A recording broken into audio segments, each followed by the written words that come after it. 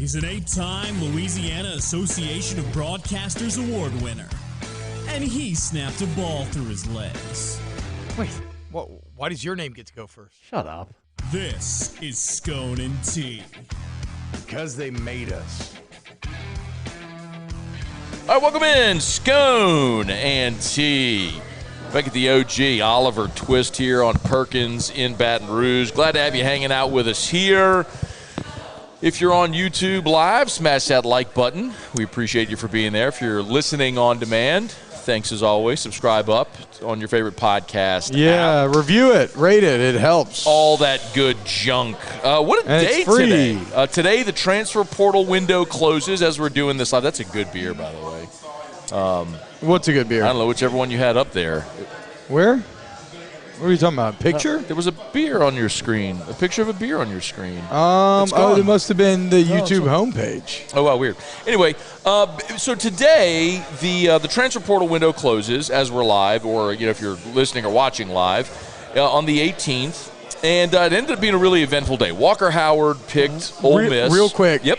The portal closing does not mean the player has to commit. Correct. Today's just the last day to put your name into the portal. Correct. Until the spring portal window opens, but yes, for now, and Cardell Thomas entered the portal. So some newsworthy events today with Walker Howard picking Ole Miss and Cardell Thomas jumping into the portal, which we could talk plenty about. And anything not to talk about the LSU basketball game, which is happening right now, and LSU scored 21 first-half points against Auburn, looking like they're on their way to their 5th straight loss. It's going to be a pretty rough basketball season. Where's Will Wade when you need him? No, this is partly Will Wade's doing. No, I know. I'm kidding. I'm not judging Matt McMahon. No, everybody relaxed. Everybody chill. Just cracking wise. And to be very clear, I think Matt McMahon is going to do a fantastic job at LSU. I really. So does Scott Woodward. Wouldn't you agree, or would you agree? I just don't want to be presumptive that Scott Woodward hired Brian Kelly. That's worked out pretty good, yeah. Yes. Kim Mulkey, that's worked out pretty good, yeah? Yeah. Jay Johnson, that's worked out pretty good, yeah? Yeah. I mean, the guy knows what he's looking for in hires, and Matt McMahon is another one of them. You know, he's going to do great. It's just he inherited a pretty terrible situation where, his entire roster was gone 2 weeks into his tenure. So trying to rebuild an entire roster, that's unenviable, man. So he'll get there. You just got to give him time. Yeah, I mean, I don't really like college basketball that much, so I ain't sweating it too much. College basketball is not a good product. It is. There are. I'm just being very. Yeah, throw them down. Yes. Some wings. I know you're going to be getting into all those here during the show, right? Go on your college basketball rant. No, not necessarily a rant. I think so. College basketball in the tournament is a ton of fun, right? It is a lot of fun when you get to those meaningful games. And everyone's got their bracket rolling and everything. But it's a product that over the last 20 years has suffered a lot because of the draft rules, obviously, the one-and-done rules. It's hard to build chemistry and continuity on a team, and now with the transfer portal, that's made it even more complicated. And you just generally don't have a great product. It's not. It's something that if you love college basketball and you support your team, you have the emotional attachment to it. But if you are indifferent, it's hard to flip on TCU K-State on a random Wednesday. You know what I mean? But if that was a football game, you'd be all about it, right? Yeah, but I just like football more basketball. But that's the point also, though. Even if you love basketball, for me, I mean, last night I wasn't watching college basketball. I was watching the Milwaukee Bucks last night. I will watch an NBA game where I have no rooting interest because of the talent, athleticism, skill. All of that is just a much more enjoyable experience. I mean, so I agree. Even with the NBA nowadays, though, I don't catch myself ever watching random NBA matchup. I watch the NBA through the lens of the Pelicans. So, the only time I watch another team is when they play the Pelicans. So, if you haven't played the Pelicans yet, I actually don't know much about what's been going on with your team yet. You know what I love? This year. I love the Saturday night ABC NBA game. Really?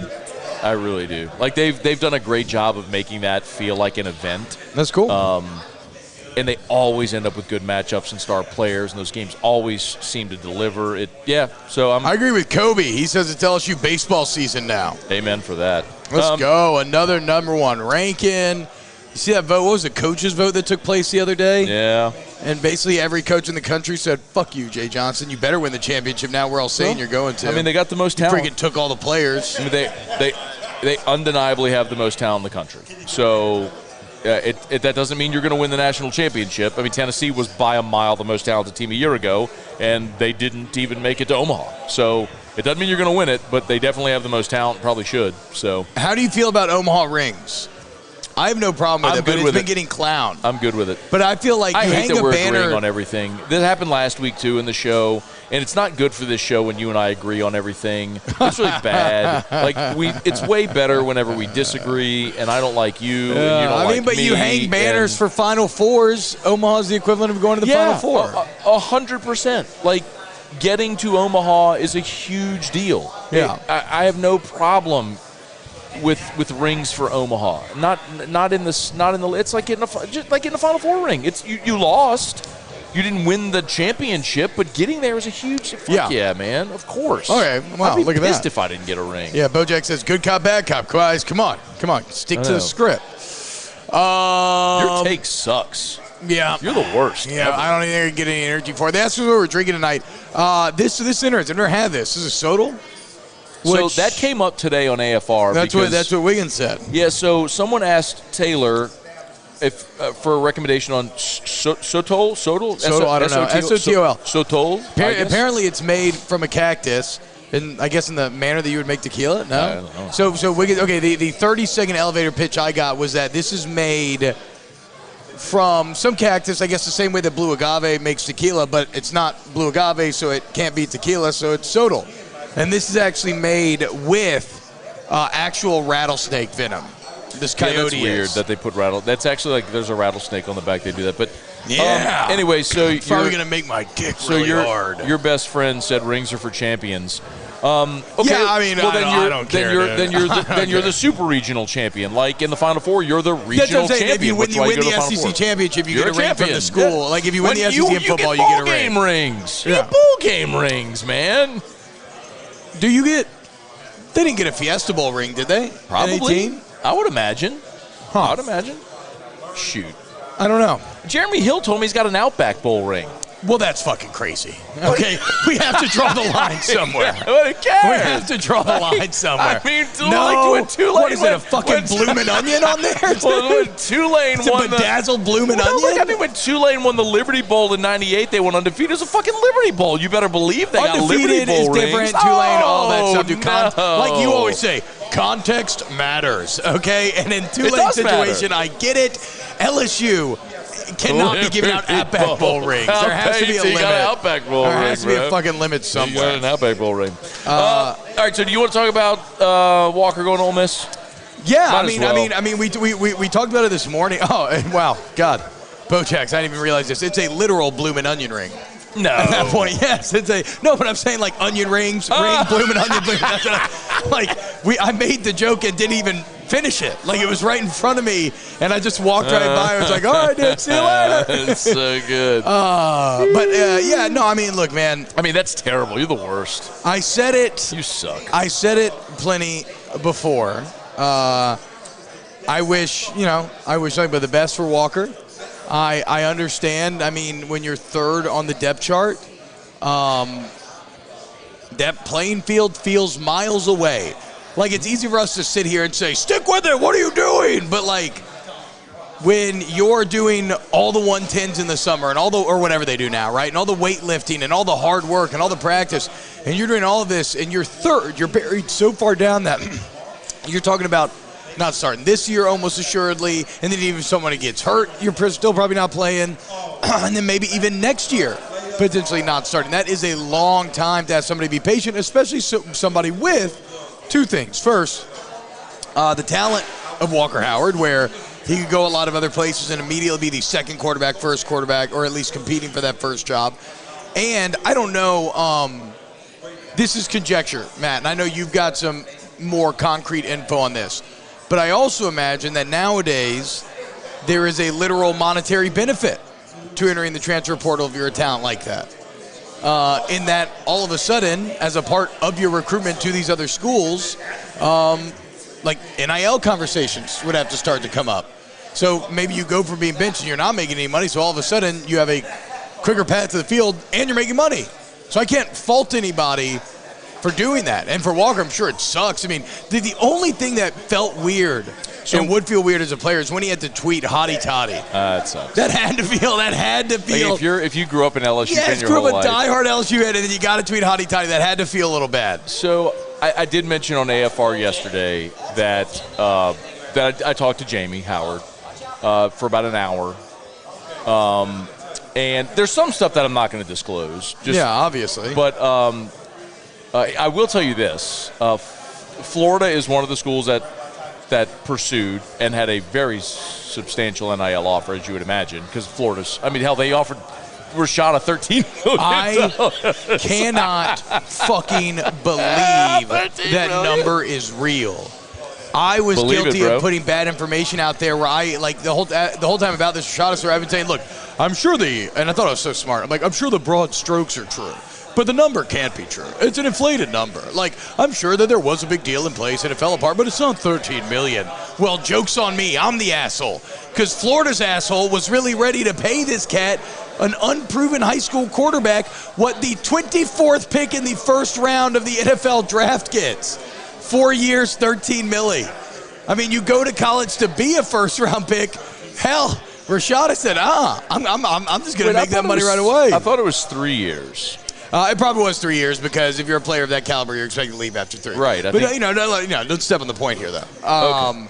So it's. I mean, well, yeah. In that case, actually, you're higher up in the first round of the draft then because you're making more per year.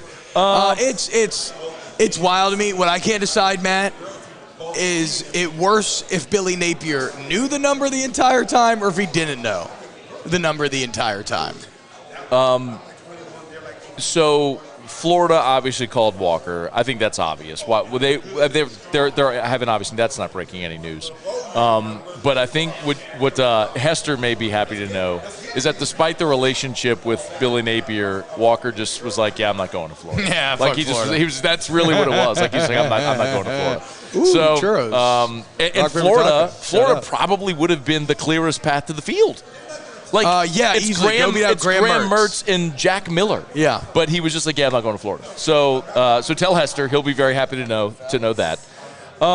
I think, but the Ole Miss thing is, it does confirm because you have an incumbent there, and I don't even know if you're aware of this, but with a lot of the conversations I had last weekend when the Ole Miss stuff really became real and it was visiting there, Ole Miss is still pursuing Spencer Sanders, the Oklahoma State quarterback, and he is supposed to. That's supposed to be like a done thing. So Spencer Sanders, from the fifth-year senior from Oklahoma State, is well. This is just confusing then because Walker Howard's right back where he just was. Exactly, but this means Jackson Dart is likely going to enter the portal. They're essentially forcing Jackson Dart out. That's the theory. Sanders is going to come in. Howard's coming in. Dart, who started this year, is ultimately going to be the guy forced out as a result of this because, exactly, right, if Howard goes there, he's in the exact same situation as the number 3. So Spencer Sanders isn't going there to sit, and Jackson Dart's the incumbent, and then you bring in Walker Howard. But Jackson Dart didn't enter today, right? So he can't enter until after spring. He's not entered the portal yet. And so in theory, you could have a spring with Dart, Howard, and Sanders. And you'd be rotating first-team reps with all of them. And if Howard is third coming out of spring, then what happens? Do they really force Dart out? Yeah. Like if Dart is clearly the better option? I think that's what's going to happen. Damn. Like if you made me take all my monies to a ticket window today and say who starts the season opener for Ole Miss next year, I would tell you Spencer Sanders. I mean, everybody around that program is convinced Spencer Sanders is coming still. Like even after the Walker Howard news. Mike Gundy putting on a master class on how to run your team out of town. Oh my God. Run your team and run assistant coaches out of town. That's insane. So, but really, and there was one other thing with respect to Walker and LSU because look, Ole Miss is what they are. I mean, I don't care about Ole Miss. I mean, I'll care whenever LSU has to play them, but whatever they do, I don't care. Beyond the extent that it affects LSU, right? But I think what there was there was this thought like Jaden coming back forced Walker out. And I think it's in the chat right now. That's what a lot of people are saying right now. Okay, so to be very, very, very clear about this, it's not Jaden coming back. It's Jaden and Nussmeier coming back. Yeah. Because if either one of them had left, and I'm going to tell you flatly that until the SEC championship game, when Jaden got hurt and Walker played the second half, or excuse me, Nussmeier played the second half, I absolutely believe Garrett Nussmeier was going to leave, that he was going to be the one that transferred. And he played that second half, and then you saw what happened in the bowl game. They gave him every third series. Yeah. Right? And I think what the coaching staff did there was they tried to appease Nussmeier to get him to stay, thinking that Walker Howard would never leave. I can't tell you I know this because I haven't spoken to Brian Kelly or Denbrock or Sloan. I can't tell you I know this from them. But as best I can gather, I believe Nussmeier was going to leave. They appeased Nussmeier thinking Walker would never leave because of his ties to LSU, and they guessed wrong. And I think that's what happened.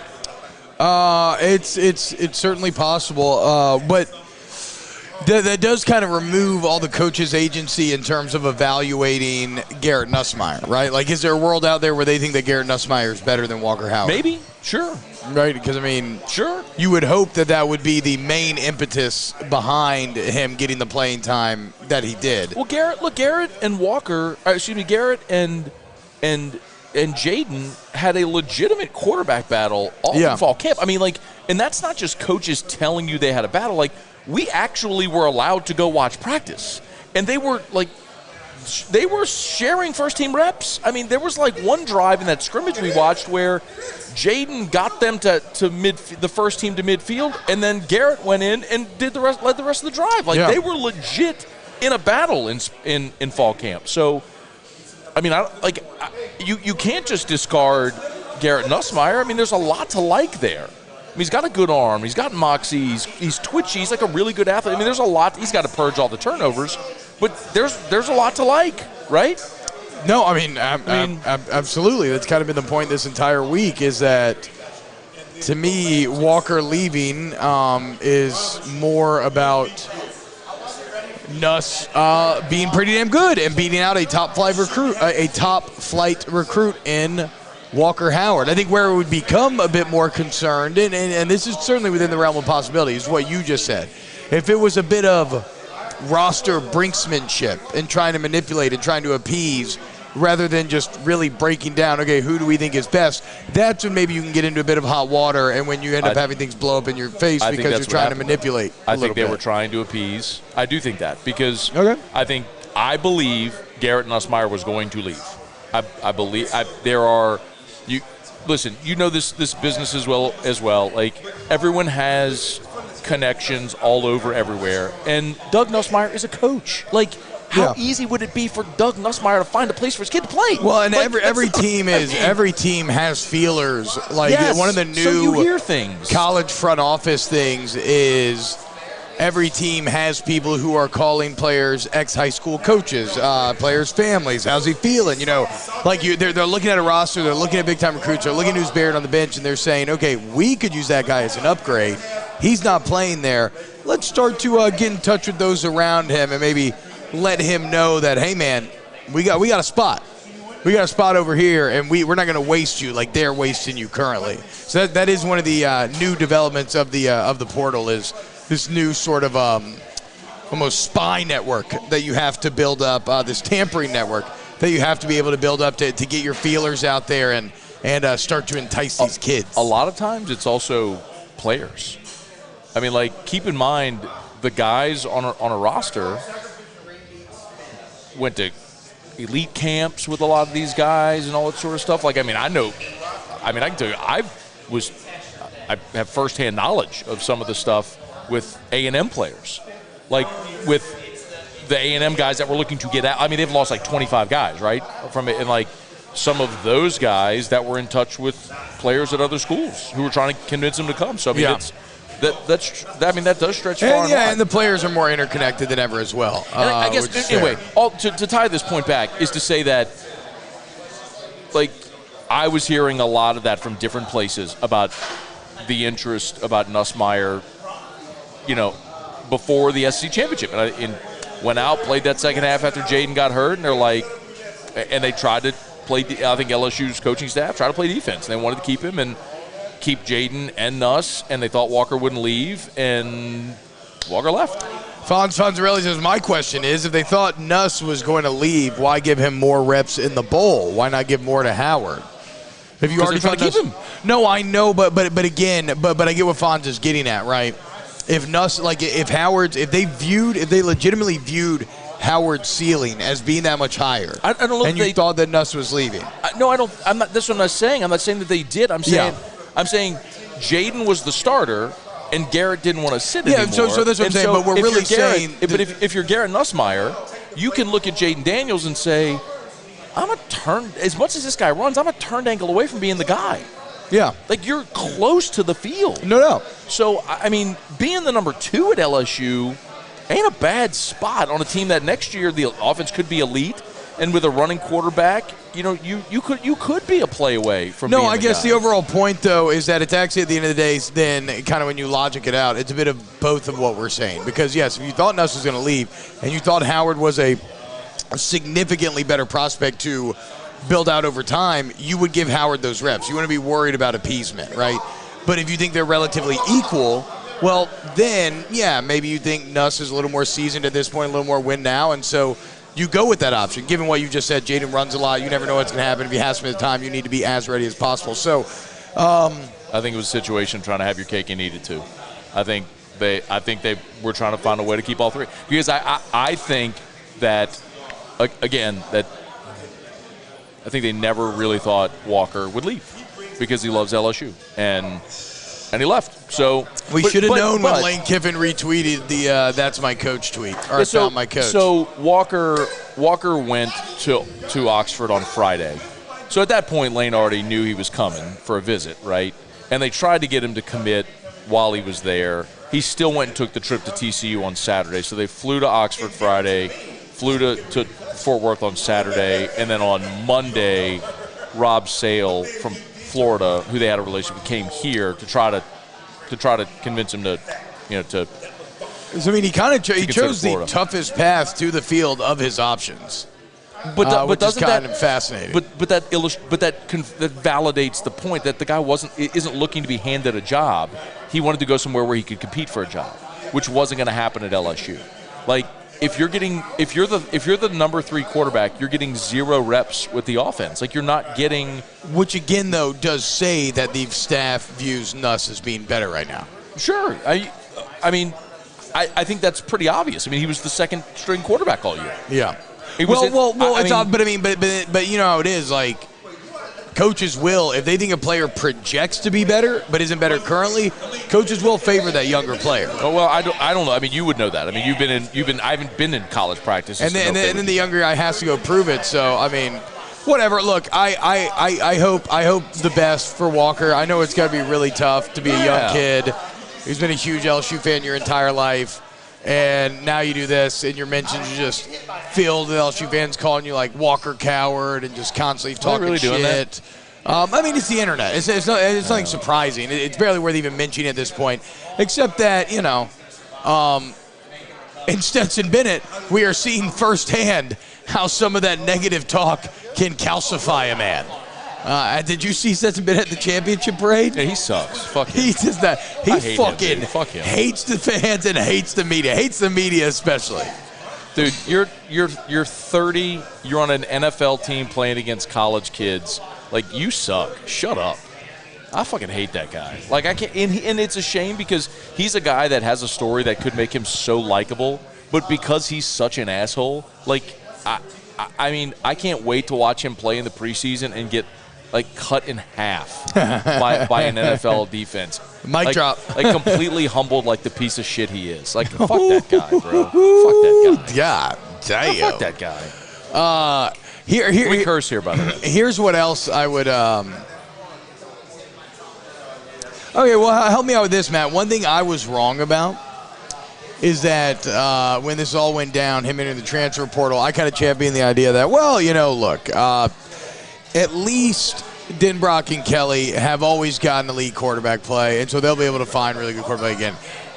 Diving into the actual numbers, I don't think what they did at Notre Dame you can call elite quarterback play, especially not by today's standards. You can call it solid. You can call it good. You can call it making the most. You send some guys like Deshaun Kaiser to the NFL that, maybe wouldn't have made it otherwise, or maybe that's disrespectful to Kaiser, I don't know. But, like, when you actually look at the numbers from their tenure at Notre Dame together, there's no one season to really write home about. Yeah, I think it's fair. And so I guess I'm getting a true circle. I'm putting it out there that I know that I've parroted that line. And then maybe upon further review, Kelly and Denbrock do have a bit more to prove. After further review. Oh, after further review. What's that? Use the right preposition. Is that like a podcast something? But after further review, 3 to 6 p.m., 104.5 ESPN. I forgot what I was saying. Quarterback play, can you really champion the idea? Oh, after further review, no, I think Kelly and Denbrock do need to prove it a little bit more. Like I was maybe giving them a bit more of the benefit of the doubt than they deserved if I'm expecting them to turn out a quarterback that's going to throw for 30 touchdowns. I think they've had that like once. Well, I think a lot of that has to do, if you're just looking at numbers like that, a lot of that does have to do with system and what you ask your quarterbacks to do. Like, they do rely on 2 running backs. They rely on the tight end. And I also think one of the reasons Brian Kelly left Notre Dame is what I talked about when he was hired here, is you're never going to be able to recruit elite-level talent to Notre Dame. Like, it's as odd as that sounds, I know, but we've talked about it. Like, Notre Dame does not have the advantages today it had 30 years ago. The NBC contract doesn't matter because everybody's on TV. South Bend is a shithole. It snows from October to May. It's a small campus. There's nothing in the city. You live on campus for 3 years before you're even allowed to move off campus. There are no athletic dorms. The facilities are not, like, all the things that elite recruits are attracted to now, right? Like going into LSU football ops and getting in the airplane pod locker room, like waterfalls and barber shops and all the things in these football ops. Notre Dame doesn't have that. Like, it's not there. So it's very hard. Like, it takes a very specific athlete to go there. That's why Brian Kelly's here, because he can get players here they could never get there. So that's part of it. Yeah. But I would say look at what Denbrock did at Cincinnati, maybe as a better gauge of what he could do. And look at the offenses he inherited at Cincinnati were dog shit. Like, the first year he was there, I think they were like 110th in total offense, like 90th, and they went to like 30th, and then went to like 5th the year they were in the playoff. Like, give him time to get his system in. And they'll win. He's got more toys in the chest now. Like, you think he ever had a Malik Neighbors? You think he had let alone Malik Neighbors, Kayshon Boutte, Brian Thomas, Jack Vesh, like all those guys on the same team? Jeray Jenkins. Look, they're playing a different game here than they were there, man. All fair. But even like Desmond Ritter's 2021, which was really good, 3,300 yards, 30 touchdowns, 8 interceptions. Jaden Daniels just had a better season than that, and people are pissed.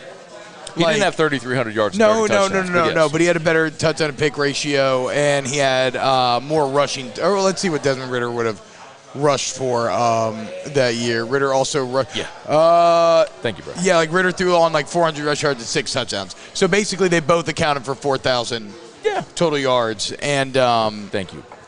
All I'm saying is, I don't want y'all to ever feel like I am purposefully leading you astray or trying to carry any water or anything.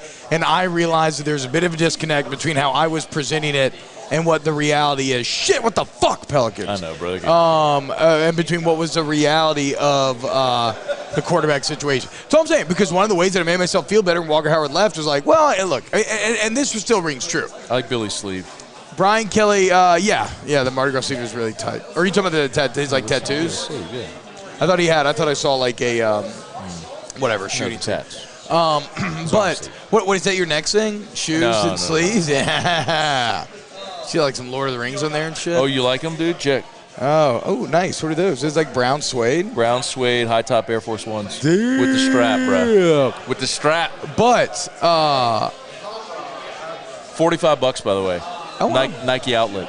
The one right down the road? Tanger. Yeah, Tanger. I'm not ashamed to shop. Now I did. No. Now I did hit 2 drops today on the Nike app, bro. 3 days. Man, I'm getting my Panda Dunks tomorrow, bro. I love 9 o'clock. passion. I'll be refreshing. I love passion, dude. I'll be going. And so I appreciate. I got some black patent leather with the Carolina Blue Sole Jordan 1 lows. That'll be so tight. Fired, bro. Are you like? Have you fallen into like a YouTube community? Like, are there YouTube sneaker content that you're watching or anything? No, I'm not watching. No, I mean there definitely are. I know it's. There's YouTube communities for literally any passion in the world. True. I just wasn't sure how you were learning about it. Just going on all the apps, just picking what I like. That's what I got right there, dude. Okay, nice. How are you going to display them in your closet? You buying like a badass shoe rack? So I'll tell you, that's the one thing that I have been looking at. Like now, now everything I do on social is targeted for shoe shit, right? Like every shoe product. And there are some really badass, like floor-to-ceiling, wall-to-wall display case things that are like backlit. And I'm like, do I really want to spend $10,000 displaying my shoes? Like, probably not. So I think the closet is fine. You're just. Yeah, no, I don't mean put them out in the room, closet. but I'm talking about like in the actual closet. You now have to dedicate a very large portion of that closet to making sure that it is correctly. So I'm into shoes now, sneakers. So in our guest bedroom, the people we bought the house from clearly had a closet set up for shoes where it's like it's boards angled, right, to line your shoes, right? Yeah. And Erica just had a lot of her arts and crafts shit in there. Money. So I just went in and I took it all out and put it on the guest bed. And I was like, I don't care what you do with this, but this space is mine now. Wow. What a dick, dude. No. What are you Arts and crafts are above shoes, always. Do you want to look here? Look, check. Wow. So these are all of these are purchased what? Since Christmas. Since the last month? And then I got 2 pair coming tomorrow. The 2 that I got in the drop yesterday, I got coming tomorrow. And tomorrow I'm buying my Panda Dunks on a drop. Well, I'll bring you 9 pictures of all my I'll bring you pictures of all my painted miniatures when I eventually get them displayed. I'm not interested. See? But see, it's the same thing though. You understand that, right? But you asked me about this. It is the same thing. No, it's not. You asked me. You asked, how are you displaying your shoes? Are you going down a YouTube rabbit hole? What are you doing? Like, you asked me that question. I like exploring people's passions. And I don't give a shit about your miniatures. Okay, that's fine. Okay. But that's the difference. You asked me. I didn't volunteer the info. You fucking asked me. And there's a lot of people listening that probably feel the same way about that. Yeah, so why don't you tell You asked me. I didn't volunteer. I didn't just say, hey, T, guess what I'm doing with my fucking shoes? Well, you literally did say, hey, check these out. Because, you talk about you got the Pandas coming tomorrow, hit a couple drops. Because you asked me about my shoes. Not originally. I did ask you how they were displayed. I went down with that hole once you invited me, but you held your hand out first, and I took it because I'm a nice guy. I did not start by saying, check out my shoes. Yes, you did. You asked me about my shoes. No, you literally said, check out my shoes, brown suede, You said, are you going to get more shoes, blah, blah, blah. Yeah, afterwards. You know what? There's an easy way to figure this out. Ask Scone T. Are we doing this already? No. I am logging Ask Scone T questions if you put them in the chat. Whatever. We got it sidetracked. The point is,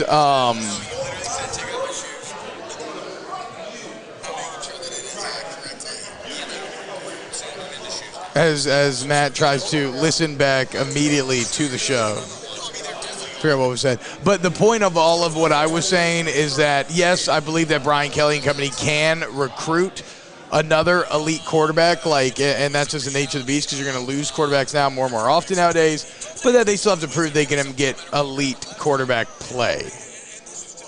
By far, the best season that they ever had from a quarterback was 2019. That's what it was. Ian I said Book. I like Billy Sleep, and you're like, is that going to be your next thing, like your shoes? Yeah. So you opened up the shoe thing. You brought up the shoes, bitch. I gave you an inch, and you took a mile. You brought it up, bitch. If you give him Matt, I'm trying to think. If you give him Matt, I don't know. No, look, this is the best season. You brought up the shoes, bitch. This is the best season that Brian Kelly had from a quarterback, and it wasn't Mike Denbrock. But it was Ian Book throwing for 34 touchdowns, 6 picks, 3,000 yards, 60% completion. But even that, 7.6 yards per attempt, which is what Jaden Daniels had this year. And they want to push whatever. Like Jaden Daniels needs to prove it, Matt. Denbrock and Kelly, if they came down here to run a more dynamic offense, they have to prove they can. That's the overall point. Yeah. Like if you want to just distill it down to the bottom line, they have to prove that they can. And they get everybody back. I mean, the only there's no excuse. Yeah, the only offensive production you are losing is Jure and Kayshawn. I'm not trying to minimize those two guys. They're obviously fantastic players. But if there's one spot on the offense where you go, they have an embarrassment of riches, it's at receiver. Yeah, and Malik feels like the big dog anyway. Yeah, now, Malik, obviously. you get Brian Thomas, you're getting Chris Hilton off injury, you add Aaron Anderson, Shelton Sampson's coming in as a 5-star. I mean, Malik, dude, good. 1,000 yards and 70 catches. Just crazy. Yeah, he had a great year. Quietest 1,000 I've ever seen in my life. He had a great year. But it's quiet partially because of how LSU plays. It was a lot of underneath stuff. They got to push the ball downfield next year more consistently. He did also have 14 games, which because you did play in the SEC championship game. Oh, that would also lend to the quiet nature of it for so sure. you did have an extra game. But if he'd done it in 12, like in the regular season, it would probably feel a little bit different. But yes, and in the bowl game, he had the 75-yard, the shovel from Nussmeier when he came on the sweep. So I mean, it's a running play that counts as a passing play that was 75 yards. Yeah, but that counts. I mean, I'm not, for sure. But that's how you get over 1,000. I mean, that's without that play, he's not at 1,000. Yeah, that's anybody who has 1,000 though. But I feel you. It's a 14 games thing. That is a good point. Yeah, for sure. But whatever. Let's see Denver Brown come and improve it next year. I'm excited. I have faith. I have faith that they will. Now, on the recruiting front, I don't care at all. I do feel that no matter what their history of quarterback stats are, they'll always be able to attract an elite quarterback. And so this is just the nature of the beast nowadays. They will come and go. And Walker Howard is very exciting, but this is how the story ends. Okay, so at just LSU. one more thought to piggyback there, to go back to kind of where this conversation started, with the idea that you screwed yourself in the future by bringing Jaden back. I think we all agree 2023 you're better. If I said, okay, in 2023 you could have Jaden or Walker, of course the answer is Jaden. Yeah, that's not even close. I mean, not everybody's going to answer that, but I agree with you. But if you don't, it's because you're living in your own bias. Like, you have a quarterback that won 10 games and threw for 3,000 yards and was your leading rusher and all was it 27 touchdowns and accounted for 3 picks? Like, of course 30 or 40, about 40 total touchdowns. How many total touchdowns? I think he had 11 rushing and 27 passing. He might have 13. I'll look it up. Either way, so you are better with your 5th-year senior quarterback returning. You're better. And you have a chance, and you are a contender, right? You are a contender in 2023. You will be getting votes. You will be a preseason top 10 team. Yeah. You are a contender. I think they have the 5th best national championship odds in the preseason. So you are a contender. I'm not saying they're going to win it. Okay, that's what it was. 17 touchdowns, 13 rushing. So, 30 total. So you are a contender, okay? 11 rush, 28 total. So, Noah Kane ended up with 10 rushing touchdowns. I know. We had 4 in the bowl game. But you are, if you look to 2024, and if you're a believer in Nuss, like a lot of people are, you wouldn't have been playing Walker anyway. You can have a year or 2 of Nussmeier. No, I agree. And behind that, you've got, after Nuss, you've got Ricky Collins, and you got Colin Hurley, who's really impressive, by the way. I talked to that kid on Monday on AFR. That's after further review. This doesn't mean he can play football at all, but the most impressive, polished. These kids get better and better at that shit, man. It's crazy. Oh, my God. Because even I've been in this business since 2013 doing daily radio, and I've seen firsthand the rise of high school kids being interviewed and how much better. Like even the worst ones now are far better than what the worst ones used to be. I mean, the worst ones used to be no. Yup. Yes, sir. I hate to say it, dude. The worst. People sometimes ask, what's the best or what's the worst interview ever? And when I think of the worst, there's one that always comes up. And I hate to say it because I don't ever like to criticize a student athlete. But do you remember Anthony Hickey? Played basketball at LSU. He's from Kentucky. It's like the name is tickling something in my brain. He was a baller, man. He was from Kentucky, didn't get an offer from Kentucky, came to LSU, was awesome, transferred for his final year, I think to Oklahoma State. But Anthony Hickey, as a freshman, had a big game, and I had him on the show the next day, and it was probably the worst interview ever. But in Anthony's defense, I interviewed him multiple times in his career, and he got much, much, much better. But for sure it's reps. But anything else in life, it's reps. It's time on task. Hey, hit the like button if you're watching online. Bro, it was bad. Bad. Yeah, I mean, Brendan Huff says, look at all the college football and the Heisman winners transfer QBs. Yeah, this is just the nature of the beast nowadays. Yeah. And honestly, y'all. And I want to wait real quick Yeah, before ahead. you go. I do want to answer this because Chewy said you guys are assuming Nuss stays past the spring if he doesn't win the job. Yeah, that would be bad. No, he's staying. Like that's the thing. Like that's why Walker's leaving. Is Nuss is staying. He had his opportunity to transfer. Like he's staying. Like at this point, it would be dumb for Nuss to leave because he's one play away. I so. would be at this point before the SEC championship game. I would have told you Garrett Nussmeier, I think, is going to transfer. He played the second half. He threw for almost 300 yards. And then going into the bowl game, the coaching staff clearly made it clear to him, that they were going to give him more of an opportunity. He got he's not leaving. There's no reason for him to leave at this point. Yeah. Like, it would take an extreme circumstance for him to leave at this point. So, no. I like if he was going to leave, he would have already left, and Walker would have stayed. Like it was an either or type thing. I think he's entrenched now here. So I think my brain is bleeding a bit from how much we've talked about this recently. Not just here All right, tonight, but I'm good. well, and also during Ask Scone T, we have a lot more talking about it coming because we have a lot of questions to get to. Okay. So let's take a little sojourn into LSU baseball. Oh, do you want to talk about Cardell Thomas? Yeah, he's transferring as well. Yeah, I guess it's worth mentioning. Yeah. I feel bad for Cardell Thomas because he put it on for the school in recruiting, man. He really was a positive force, and it just never worked out once he got here on the field. I blame you and Jordy. I blame you and Jordy so much. We used to have him on all the time. Y'all had Cardell on every fucking week, dude. He was great. And he was great. He was great on air, but brought the energy. Talk about rallying all the troops to come recruit together, commit together. And he was great for that, but, he just... But also, what I disagree with, I hear people clowning his film at these camps in high school as being holding and cheating and blah, blah. I disagree. I saw him winning those one-on-one pass reps, and I was like, okay, his body doesn't look great, maybe a bit stiff, but those are fucking elite reps. Like, they were good, dominant, elite reps, and he looked so good when he showed up. He was in great shape, and then he got hurt, and it just seemed like it never quite recovered after that. So I don't know, man. I wish Cardell Thomas was the best. He was awesome to us. You want to talk about a good interview? He was a fantastic interview, and but this is why you don't play Jaden Rashad at $13 million fucking dollars, because you never know who's going to be good or not. Same with the draft. No doubt, but it's easier to judge coming out of college, and even the draft is fraught. Even the draft is fraught with peril. It ain't your money, bro. You think I'm upset with Jaden? I don't care. No, fuck no. I do want to be. I am passionate about this. Be wary of anybody who is going to try to use the extremely fucking stupid edge case of Florida and that number to be like, NIL is bad. Look at what it's doing. No, that's that awesome. is Florida being. Well, yeah. First off, it's awesome for Jaden. Good for him. But that is good for you, Florida being stupid. The market does not reflect $13 million for Jaden. The number one quarterback in the class got $8 million.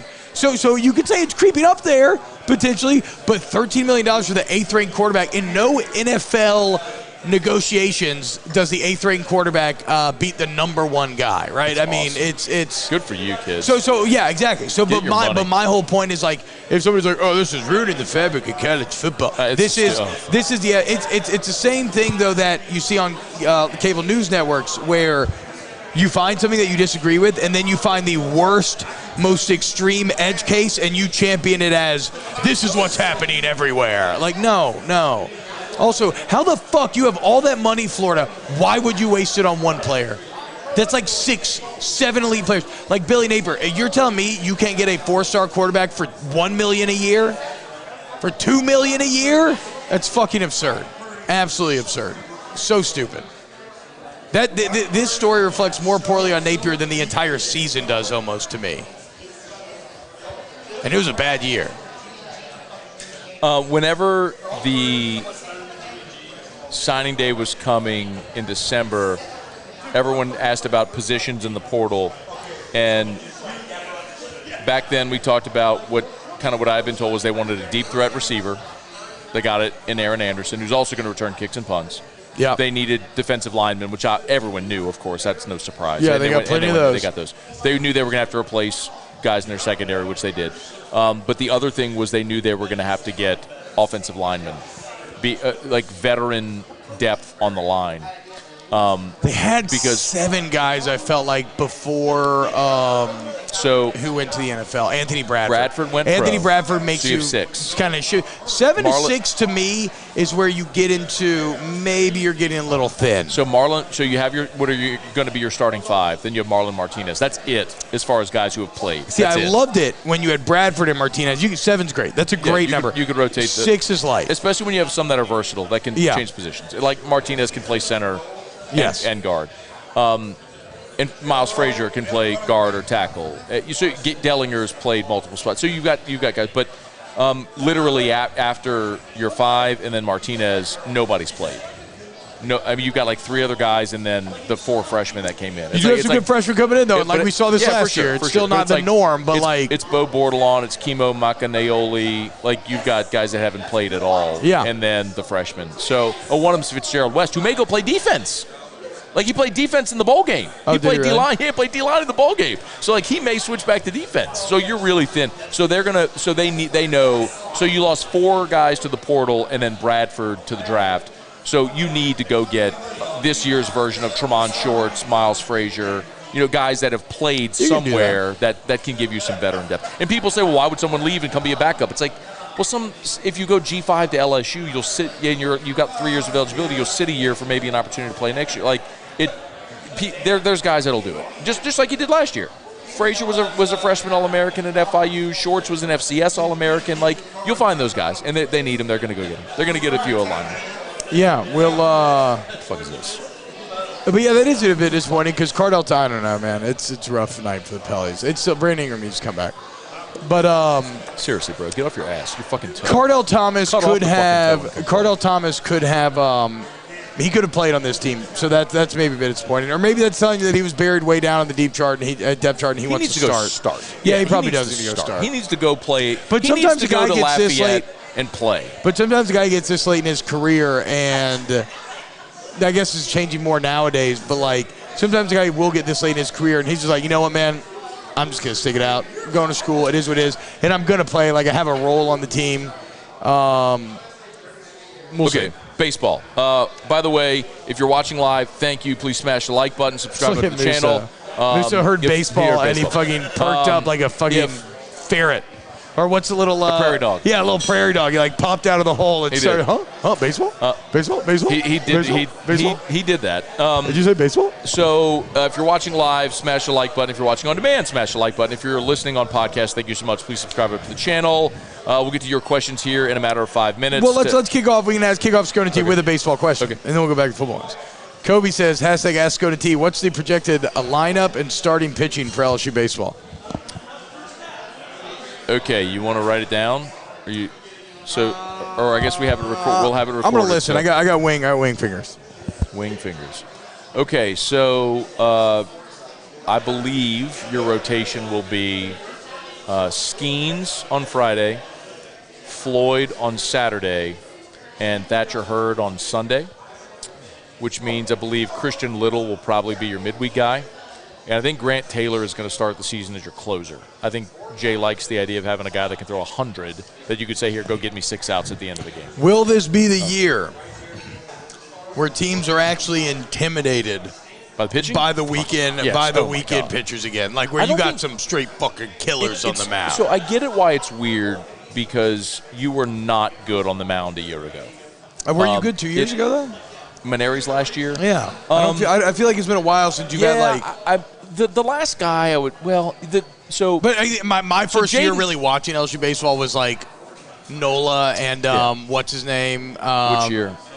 2013. He was a freshman at the time. No, Alex Lang. Lang was 15. Okay, whatever. I don't know. That was like my early LSU baseball because I didn't really start watching until actually after I graduated college, ironically. Okay. And so that's what I started with, and ever since then it's felt like you had some like grinders like Poche, who was great. Yeah. Freshman, Mikhail Hilliard was awesome on Sundays, made a huge difference that season. But like I don't know when the last time I felt like last year. Are you running Blake? I don't know when the last time I felt like you just had a Friday night killer.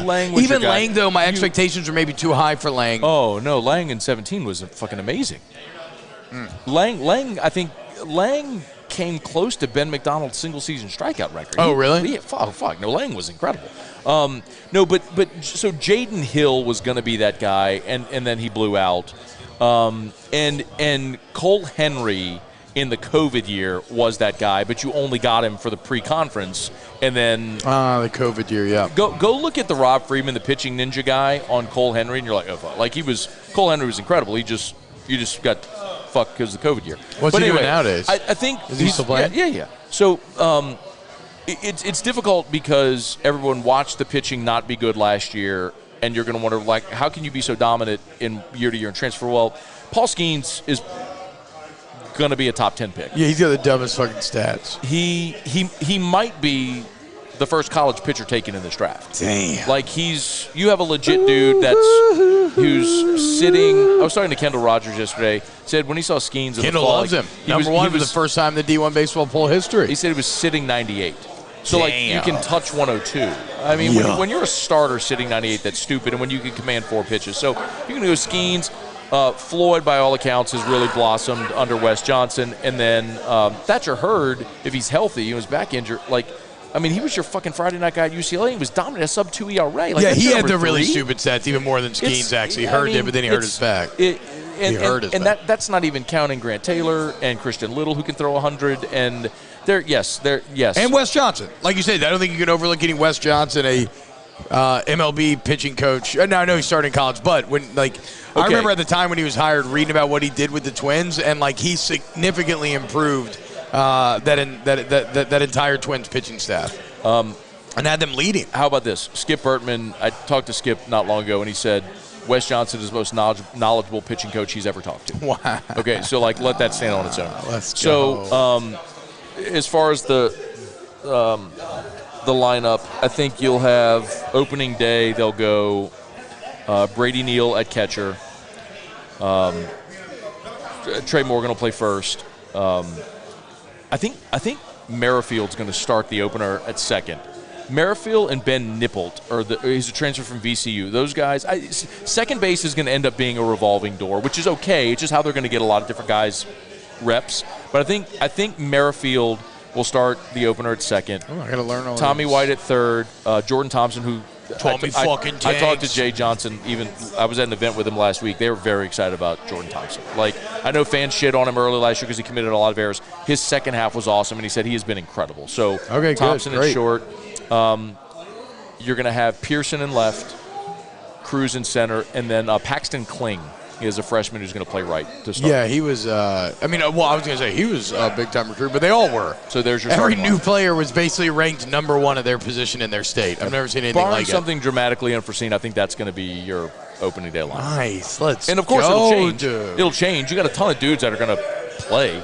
You got Gavin Dugas and you got Cade Beloso back, and you got a lot of guys that are going to rotate at DH. So Nookie brings up something interesting, and granted, it's a new pitching coach, but he says fourth in the ERA last year, fourth in the league in ERA last season. The pitching was better, got credit for it, just did it quite differently.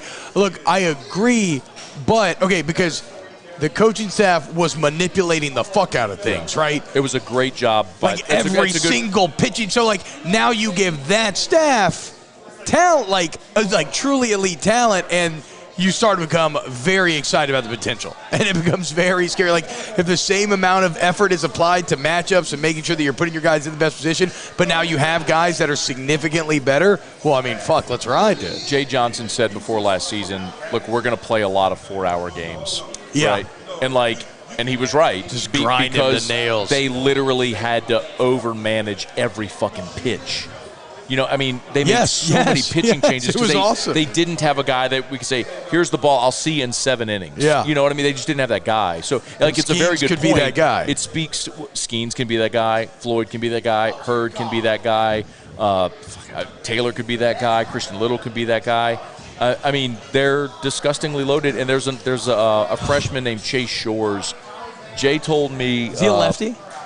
I don't know if Chase Shores is a lefty. I'll look it up. Go ahead. Jay told me he said Chase Shores could legit be one of those like program-defining type ace guys as well. So, and he's a freshman coming in. So remember that name, Chase Shores. So he was on D1's list of the top, 100 freshmen or whatever. So He's got great wings. Is he a righty? He's a righty. So he's a righty. So they've probably got 8 to 10 guys. He was the number 1 right-handed pitcher in Texas, the number 2 player in Texas overall. There you go. I mean, everybody they got was the number 1 player. No, I in mean, their state. I'm not trying to be the guy to sit here and look. I'm not trying to be the guy to sit here and overhype it, but I'm just being realistic. Like, the talent they have on this team is disgusting. Like it. I think this is. I told you this. I told you this in the fall. You won't remember this because why would you? But because not that you would remember. I'm not a fan. Go ahead. No, it was a throwaway. It's just when I have a buddy who's a longtime scout who went to the first practice in fall, and he called me. It was like 9 o'clock on a Wednesday, and so I knew that was the first day of practice, and I knew he was at the box watching, scouting. So it's like 8:58. My phone rings. So I know he was there, and he's calling me because he's leaving. So I pick up the phone, and I go. I didn't even say hello. I was like, "So are we winning the Natty?" He goes, "Yup." He told me, he said, in 27 years, that's the most talent I've ever seen on a college baseball field. And Jay Johnson's got them boys bought in. But listen, the thing is, like, I'm not gonna undersell the talent on this team because it's there. Like, it would be disingenuous of me to tell you, we gotta see. No. Like, that's why they're number 1 in the country. Like, it applies pressure though to follow through on all that. Yes, obviously. Tennessee last year was the best team by a fucking mile. Yeah. They won 25 league games. They were incredible, and they didn't even make it to Omaha, let alone win the Natty. So Tony Vitello's a piece of shit. I don't like Tony Vitello. I'm just kidding. I like Tony. I think Jay Johnson is a I'd rather have bajillion times Jay. better coach than Tony Vitello. Cajun Marine says, ask Scone T over under 90 home runs this season. Over. Ask Scone T, Chance Babin, who has more home runs, Tanks or Cruz? Got to be Twomey, huh? I think just because that's kind of like his thing. I think it's because of where he'll be in the lineup. I think he's. I don't know this. I'm going to be curious to see what Jay does with the lineup. But he may lead off Cruz, and if that's the case, he's going to tell Cruz, put it in the gap, we'll get another guy behind you, and let Tanks hit a 3-run homer. And that's straight, great. I'll go Tommy White, Guy hit 27 last year. Fuck. I mean, Jesus Christ. What are we talking about? As a true freshman. As a freshman, he hit 27 last year. Okay, now we'll run through some Ask Scone T questions. Again, thank you for being here. If you're watching on YouTube, like the post. Hit the subscribe button. And if you're listening in the future on podcasts, wherever you're listening, if you rate it and review it, that's a free way to really help us out and help grow the podcast. And we are out here at Oliver Twist. Never forget, we fucking love Oliver Twist. We will be at Rock, Paper, Taco on Chime sometime soon. Follow us on social media. We'll let you know. Shout out Rock, Paper, Taco. But we're here at Oliver Twist tonight again. We love it here. Swamp Cat, hashtag Ask Scone T. How many games does Jaden Daniels have to win this season to make up for the loss of Walker? I think it's a functionally flawed question. Jaden Daniels doesn't need to win to make up for the loss of Walker. He needs to win because this is a team with championship potential. So, LSU needs to be fighting for the West. They can finish no lower than second in the West, or next year is a disappointment. Yeah, I could ask the same question about Nussmeier, because if Nussmeier left, Howard would still be here. You're asking the wrong question. The bottom line is they got to win. Bojax. What happens when Walker doesn't get the job and has 2 QBs in front of him at Ole Miss? He won't, because Jackson Dart's going to leave. Gregory Gordy, what hurts worse for an LSU fan, losing a top high school recruit to Ole Miss on signing day or losing a top talent current player leaving to go to Ole Miss? I would think it would be the recruit because, in theory, you've evaluated the current player, and so you have a better understanding of what you're losing. I think we're becoming conditioned to the portal. I think everyone says the portal giveth and the portal taketh away. Like, you can't be pissed about losing Howard and then celebrate gaining. Bro, your All-American lineman you fucking plucked him from Mizzou, you dick. Yeah. Like, he was SEC All-Freshman at Mizzou. You couldn't have just let him hang out at Mizzou. I mean, fucking Eli Drinkwitz is out here after games looking like his hair's falling out, just like stressing. And Brian Kelly's like, oh, yeah, we'll take your best player. Thank you. Okay. Bro, their best receiver just left him with the Yeah, Georgia. that's what I'm saying, dude. Like, it's brutal. Like, be thankful. Stop bitching because you're one of the haves. The have-nots are the people getting fucked in all of this. You develop a player and then they leave for a better team. Fonzarelli, my question is. You sign the 3-star, he becomes an All-American and he leaves. Deuce, later, bro. You think I'm staying in Como? Get the fuck out of here. Fonz asks, my question is, if they thought no. It's been real. Wait, no, we already did this one. Shaba, ask Scone T, what deficiency of Nuss is most fixable and what deficiency of Jaden is most fixable? Well, Nuss obviously has to take care of the ball, and Jaden needs to maybe take a little less care of the ball and push it a little more. They need to meet in the middle. Jaden needs to be a little more aggressive. Nuss needs to not be so careless. And again, I keep going back to look at the jump from Joe Burrow season 1 to 2, and it's not to say to expect a similar jump from Jaden Daniels, but the timing of their arrival is the same, right? And the kind of consistency that they fell into is the same. So you would think Daniels is well positioned to make a big leap. Ask Scone T, why are people so upset about Howard leaving? Yes, it sucks with the QBs we have. The ones coming in will be just fine. Yeah. Why do we always want to rely on the portal for a quarterback instead of actually keeping and playing a recruit who wanted to be here? Because they don't stay. Yeah, I mean it's about who's the better player at the end of the day. And again, cool. you play a true freshman and you lose and people are pissed. Yeah, you don't win the West last year. And also, like, look at the what was I thinking? I don't know. Next. Oh, no, like the commenter said earlier. Look at all the Heisman winners, a lot of the championship winners. It's the name of the game.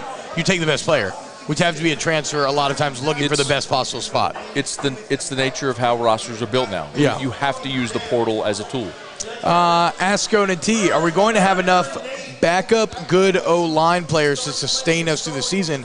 Can't afford to run out of gas like during Arkansas A&M in the Georgia game. We kind of addressed that. You need to add a couple bodies. They're going to add some. And as I mentioned, like, they've known that. Like, they knew they were losing a handful of guys to the portal, and they were going to have to replace them. I mean, that is so. As much as we celebrate having 2 true freshmen start, that's a byproduct, right? If you're an upperclassman and you get jumped, you're fucking out. I mean, why wouldn't you? Give me the better players, though, for sure. For sure. Ask Scone T, would you entertain Kingsbury for Saints OC if he came back from Thailand? Bro, Cliff is the most normal guy coach of all time. He got the fucking bag of bags. He ain't coming back. I don't even know if Cliff's going to want to get back into coaching. I damn sure don't think he wants to get back into college coaching. I don't know, dude. You think Cliff Kingsbury wants to recruit? Oh, you said for the Saints. I'm sorry. I mean, I think if anything, maybe Cliff eventually finds his way back to being OC. I wonder if he wants to be a big-time head coach again. I'm curious what maybe he wants to go to fucking TV and just get paid. Kendall Briles is going to TCU. Yeah. So he's leaving. Arkansas, your Arkansas frauds are falling apart fast. So, but that's, well, the can't believe you thought they were going to be so good these last few years. Fucking dumbass, dude. Try to tell you, dude. You got to listen to me more. If you did, you're going to be in this trouble.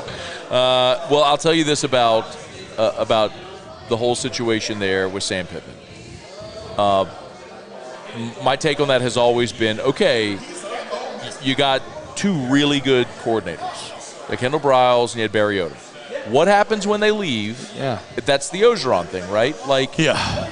You inherited Dave Aranda. You had Ensminger on staff. When he had to go do it on his own, he shit down his leg. Now, Pittman went and hired those guys. They weren't already on staff. But how do you do it, right? I mean, you're not the specialist on one side of the ball, so you got to go hit again. So we'll see. But anyway, I brought that up because Kingsbury, who was the school?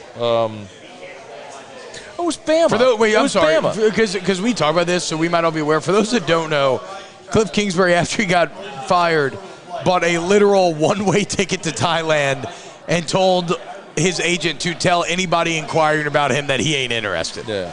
Like, leave me the fuck alone. Take a year off. And if you've really followed the story, he has a female with him that most would deem to be highly attractive. Yes. And it seems like he is living his best life right now. And Cliff is also highly attractive. So, I like Cliff Kingsbury because, like, a lot of these psycho coaches would be, like, grinding tape, trying to find the next job. He's the only one that I can relate to. Like, that's what I would do if you paid me $20 million not to work anymore. You would not see me. I would be gone. I would be enjoying myself. You'd be buried in a pile of suede Nikes. Like Cliff is relatable for that, and I love him for that. I'd have some patent leathers. Yeah, I'd there you go. basically do the Nelly song. Here you go again, talking about shoes unbidden. Bojack's asked Scone T. Hurry up. It's after 8 o'clock. Did Pete Golden leave Bama on his own accord? Absolutely. His wife's family is from just outside of Oxford, and coaches don't last more than 5 years with Nick. And also, he was on staff with Lane at Bama. They get along great. You see all the hard hearts that are being developed at Georgia right now? They're at the beginning of what Bama is, right? We're Bama fans. I mean, they beat the fuck out of everybody. They play for SEC and national championships seemingly every year, playoffs every year. And yet Bama fans have fucking loathed Pete Golding for years. You would think he was a scum of the earth. They've been going after him, Bill O'Brien, trying to get these motherfuckers fired as they're winning 10, 12, 13, 14, 15, like whatever games it is per year.